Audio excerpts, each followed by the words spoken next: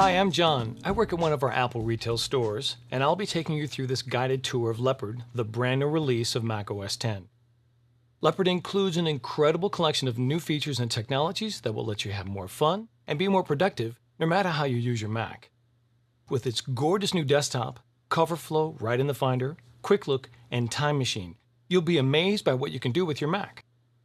Leopard is pre-installed on all new Macs, and of course you can easily upgrade your existing Mac that was made in the last several years. The Apple website has the detailed system requirements. I'm going to show you Leopard on an iMac, but Leopard was designed to run great on both desktops and notebooks alike. Leopard is the most impressive upgrade of macOS 10 yet, with over 300 new features. And now I'd like to give you a brief tour of some of the most exciting ones. So let's take a look. The very first thing you'll notice about Leopard is the new look of the desktop. It has a semi-transparent menu and a reflective 3D dock which perfectly frames your desktop picture, whether you use one of the beautiful built-in pictures or customize it with an image of your own. The dock isn't just about new looks, it has a great new feature called stacks. A stack is a collection of icons that instantly expand when you click on it. For example, this is my download stack, which contains everything that I've downloaded recently. All I have to do is click and my downloads fan out automatically. By default, stacks are organized to show the most recent items closest to the dock, so they are the most easy to get to. So let me open up Safari and bring up this PDF. When I move the mouse to the bottom of the window, a new heads-up display appears and I can download the PDF using this icon here. As soon as the download is finished, the icon for the PDF bounces on the dock, and it appears first on the stack when I expand it. To open it, just click on it.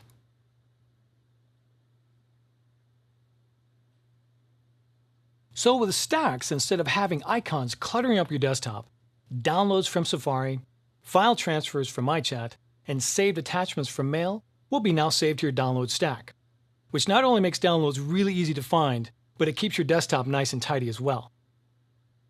If a stack has too many items to show fanning out, it displays them in a grid. Here's an example of a stack with all of my applications. And again, opening something is as easy as a click. And of course you can create your own stacks too. Here's a folder for a vacation I'm planning. And with the simple drag and drop, I've created my own stack. You have a lot of control over how a stack behaves. Just click and hold the mouse button down on the stack and a menu will appear giving you several options. You can set your stack to sort by name, date added, date modified, date created, or kind. You can also choose how to view your stack. Automatic will display the items in your stack as a fan, unless you have a lot of items, in which case it will automatically display them as a grid. Or if you prefer, you can choose to have a stack always be displayed as a fan or as a grid. Now I've set up my stack just the way I want, and I can get to any file with just a single click. Let's take a look at some of the other big changes to the Leopard desktop. The windows of all applications now share the same consistent, elegant look. Also, check out how the drop shadow of the active window really makes it pop out of the screen. So at a glance, you can instantly find the active window.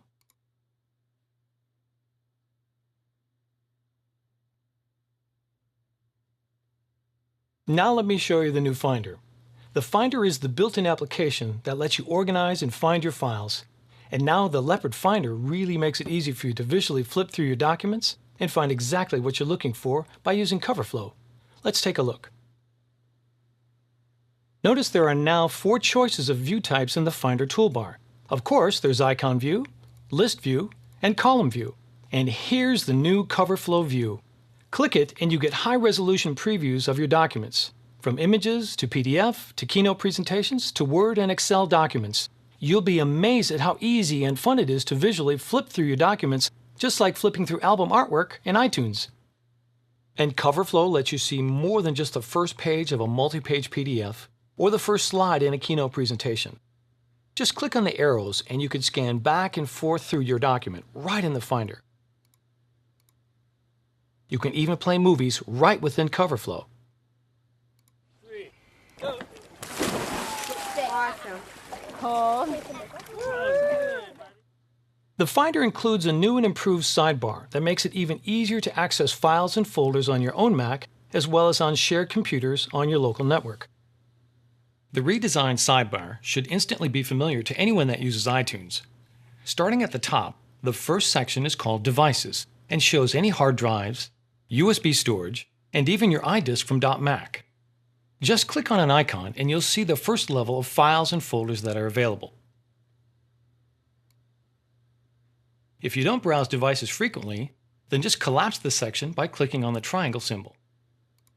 Next, the Shared section lets you access any shared Mac or PC on your local network.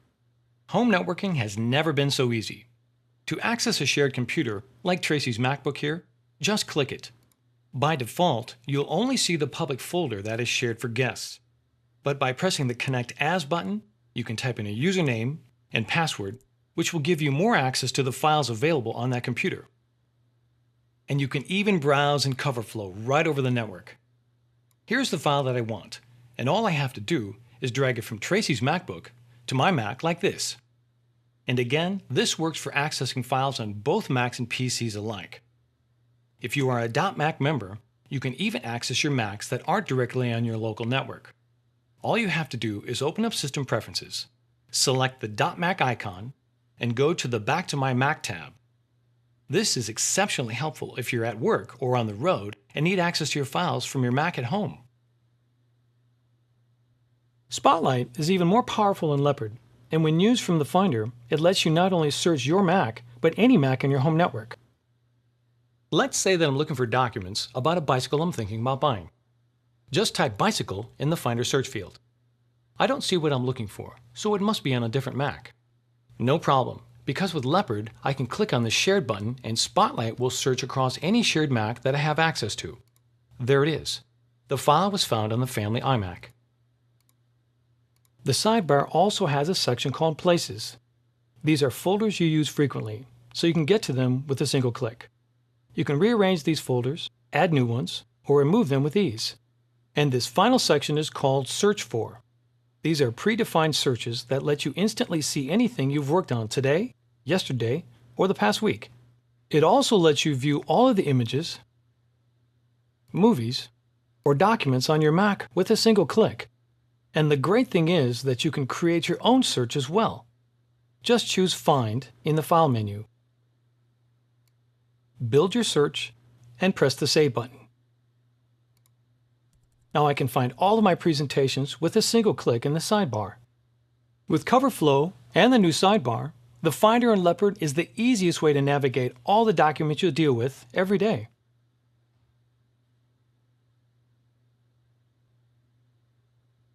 Imagine being able to instantly view the contents of your documents without opening the application that created them. Well, that's what Quick Look is all about. Another great new feature in Leopard. Let's see how it works. Here in the Finder, I have several different documents. The Finder now shows great-looking thumbnail icons that reflect the content of the document. But if you want to get an even better look, just press the Quick Look icon or press the spacebar. Instantly, the Quick Look window opens showing your document.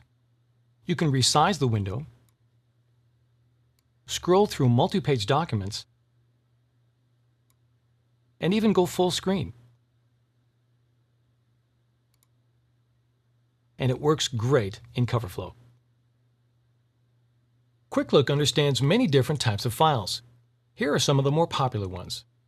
Images like this JPEG, PDFs like this brochure, Microsoft Office documents like this Excel spreadsheet, iWork files like this Pages document, even media files like this QuickTime movie.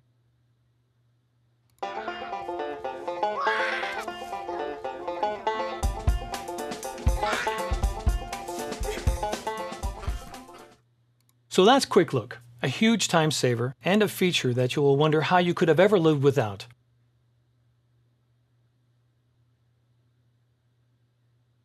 Time Machine is a revolutionary way to back up and restore your entire Mac. It backs up everything on your computer and stores it on an external disk so you never have to worry about losing your most important files. And it constantly keeps your backup up to date.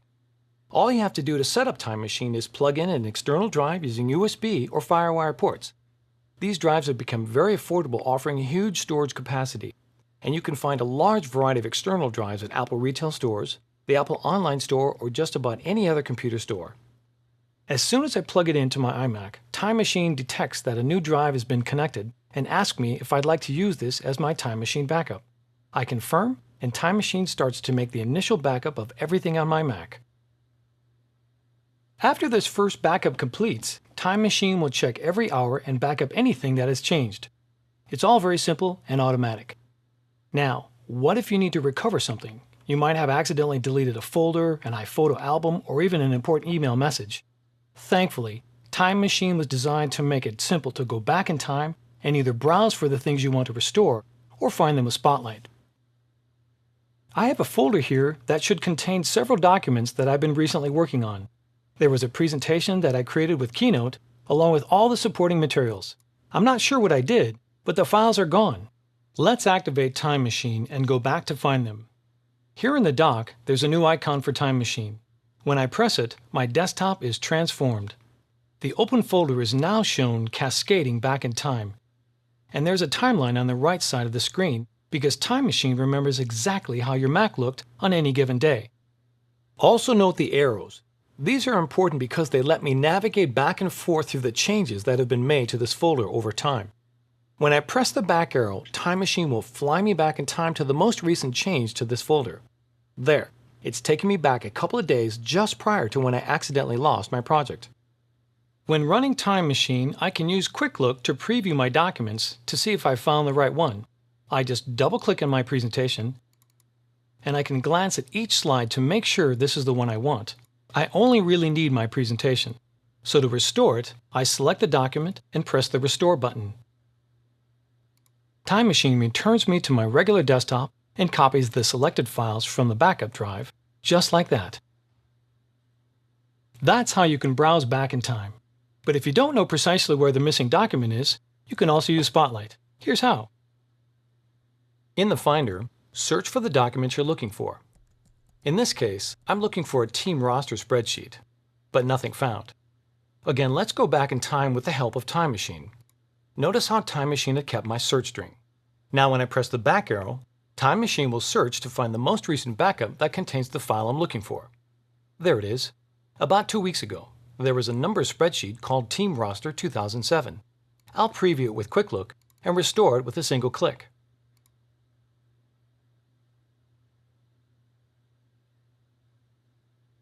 So that's Time Machine in the Finder.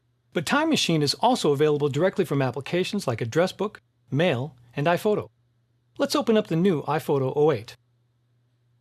I used to have a set of photos in an event called Summer Picnic, but it's missing. No problem. Let's activate Time Machine again, and now I can see the different versions of my iPhoto library going back in time. This time, I'll use the timescale to go back to last week when I last saw the collection of photos. There it is. To restore all of the pictures from this event, all I have to do is click Restore.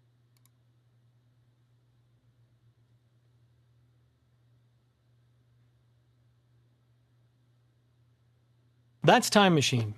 If you ever lose a file, or your whole computer, you've always got another copy to go back to. It's like having a spare for everything on your Mac.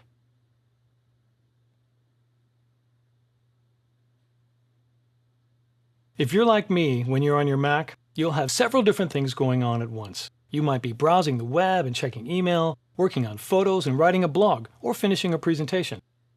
The windows for all these activities are mixed together. Wouldn't it be great if you could organize your display to show just those windows that are related to a specific activity? With Spaces, you can. Here's how. First of all, you need to turn on Spaces from System Preferences. There's a preference called Expose and Spaces. Just go to Spaces, and with a click, it's enabled. Now you can decide how many distinct spaces you want. Each space will correspond to a distinct activity, and you can add or remove rows and columns using the plus and minus buttons. I'm going to set up 4 spaces. Each space is numbered, so let's start with the default space, space number 1. I'll open up Safari and Mail. This is the space that I'll dedicate to general internet and communication use. To move on to my second space, there's a couple of ways to navigate. I can just click my Spaces icon in the dock, and it shows me 4 spaces. If I click the space in the top right, I'm taken there. Now in this space, I'll open up iPhoto to work on my images. I can click the Spaces icon to go back to the first space, But we've also built in some convenient shortcuts. Holding down the Control key, I can press the arrow key to advance from space to space. So to go back to the first space, I press Control and the left arrow. To go back to my iPhoto space, it's Control and the right arrow. I'll move on to the third space using another shortcut. Hold down the Control key and press the number that corresponds to the space you want. I'll press Control plus 3 key, and I'm taken right to this space. Here I'll open the presentation that I'm working on. I can even take a break from work and go to my fourth space where I can resume a game I was playing a while ago.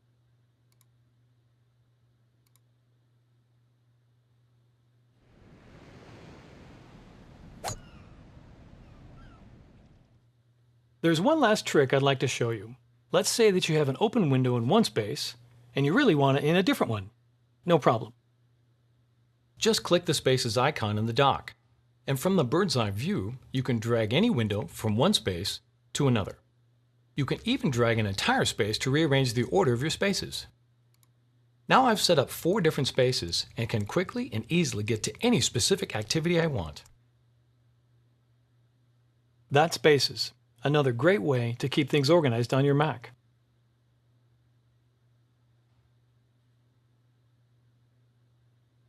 Mail in Leopard is better than ever.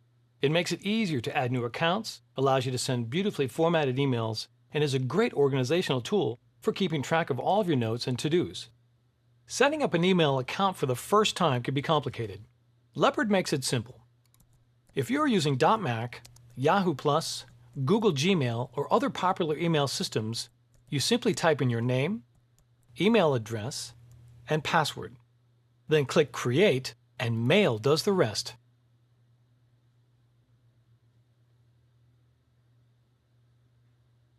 Often people send themselves emails as notes and reminders, so we built note-taking and to-dos right into Mail.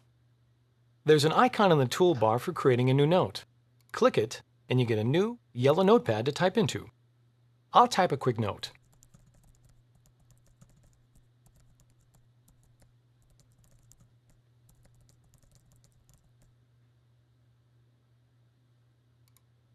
I can even drag in images or other documents as attachments. When I finish my note and close it, it appears right in my inbox. Because it's in my inbox, I can access my note anywhere I can access my mail. If you have several notes, there's also a special notes mailbox in the Reminders section that shows all of your notes. Let me open up another note. One of the items in my note is actually a reminder of something I have to do, so I can select that portion of the note and press the To-Do button, making a new to-do. That text is now highlighted in orange, and there's a checkbox that I can click when that to-do has been completed. There's also an icon to the left that lets me set some options, including due date and priority. And because to-dos created in Mail are automatically added to iCal, you can choose which calendar to add them to. And any changes you make will be reflected in both Mail and iCal, so it's a really convenient way to stay organized.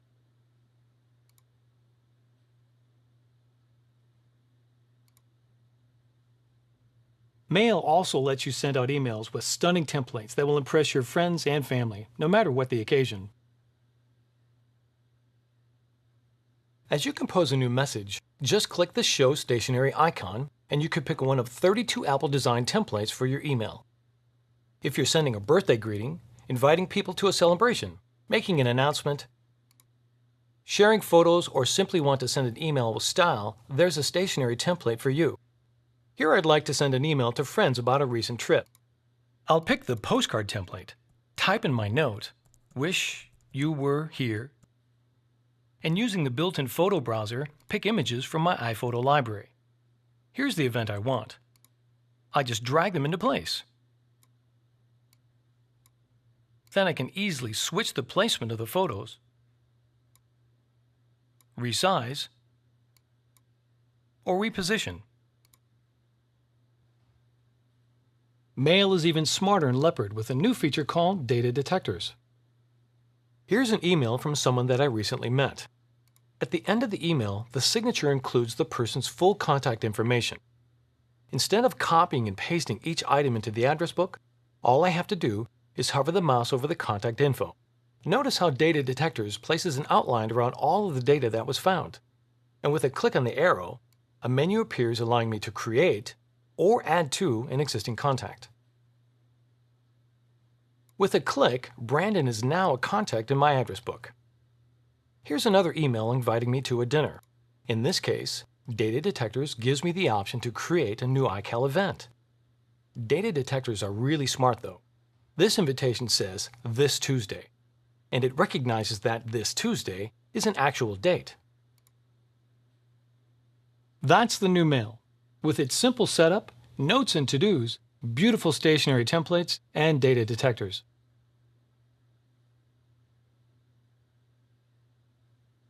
The new iChat in Leopard includes some very exciting new ways to communicate. And to help me show them to you, I'm going to start a video chat with my colleague Nicole. It's easy. I'll just select Nicole in the buddy window and click the video chat icon and wait for her to accept my invitation. Hi, Nicole. Hey there, John. Thanks for helping me out with this. No problem. Should we start with iChat Theater? Sure. With the new iChat Theater, it's really easy to share photos or deliver presentations right over your video chat. To share an iPhoto event, I just click on the plus button, choose Share iPhoto with iChat Theater.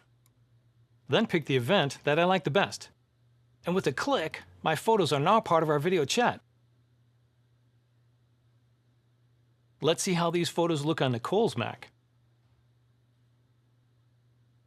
Along with sharing photos, iChat Theater also lets you share keynote presentations. Exactly. Let me just open this one up.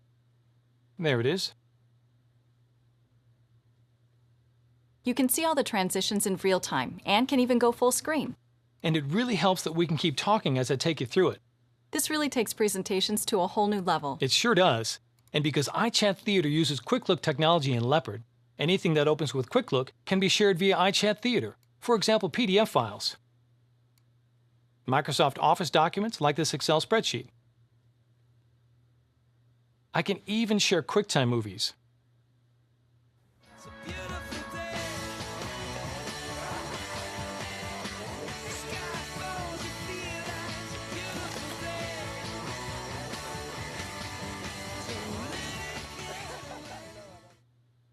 When you want to have fun with your video chats, you can add effects and backdrops just like the ones in Photo Booth.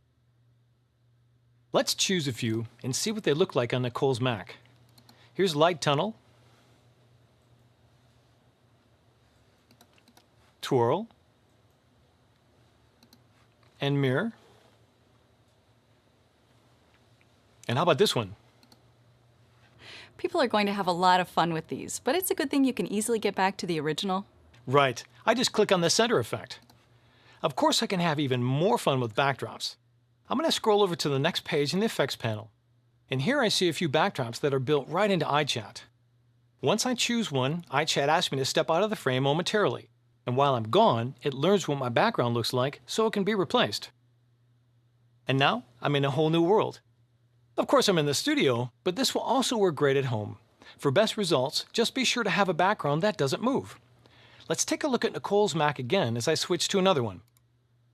And besides photos, there are also video backdrops too. Here I'm underwater. And now I'm in Yosemite. You can even use your own photos or videos as backdrops. That's right. There's one more great feature that I'd love to show. iChat lets you share your screen with anyone on your buddy list also running Leopard. Let's say that Nicole and I are working on a project together. Instead of emailing the final presentation back and forth, wouldn't it be great if I could simply see her screen to make sure everything is perfect? Well, now I can. Hey Nicole, do you mind if I share your screen? Just send me an invitation. I'll okay it. All right. All I have to do is click on the screen sharing icon on the buddy list. Once Nicole okays it, her desktop replaces mine, and my desktop is minimized in this little panel. I can easily swap between the two desktops. And you don't just see your buddy's screen. You've got complete control of it. Right. I just go to Nicole's document stack, for example, and open up the Keynote file we've been working on. I can browse through a few slides, and I can even make an edit and save the changes. And to stop screen sharing, I just press the close button and I'll be returned to my regular desktop. Thanks for your help, Nicole. Okay, bye. That's the new iChat, and it brings it into our guided tour of some of the coolest new features in Leopard. With Leopard, your Mac will be even more powerful and a lot more fun. New Macs will come with Leopard pre-installed, or the upgrade is available at your local Apple retail store, the Apple online store, or an Apple reseller.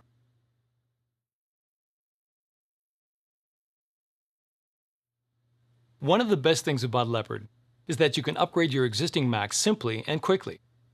Leopard is the 6th major release of macOS 10 in the past 6 years. And by updating to the latest technology, you are sure to get the most out of your Mac. Upgrading a Mac with the new operating system is simple because macOS 10 was designed to be easily upgradable from the start. The operating system, your applications, and all of your stuff are kept completely separate on your hard drive so that when the operating system is upgraded, macOS 10 knows exactly what to replace and what to keep. Leopard is designed to work on Macs that were made in the last several years, and to see the detailed system requirements, you can go to apple.com/macOS10. So let's take a quick look at how easy the upgrade is. Here's an iMac that's running Tiger. To start the upgrade, all you need to do is pop in the Leopard upgrade DVD like this. After a couple of seconds, the DVD will open, and all you need to do is double-click the Install macOS 10 program to get the upgrade going. Just press Restart, type in your username and password, then click OK. And your Mac will reboot directly into the Leopard installer. All it takes to complete the installation of Leopard is to click through a couple of simple options. I'll choose English as my preferred language. Next, read and agree to the software license, and then select the hard drive that you want to install it on. It usually takes about an hour or two for the upgrade to complete, so why not get a cup of coffee or even go for a walk? And when you come back, your Mac will be running Leopard, and all of your music and photo libraries will be just where you left them. Your email accounts and bookmarks will be ready to use too. So you can start using Leopard and all of its great new features right away. So that's about it. To learn more, go to apple.com. Thanks.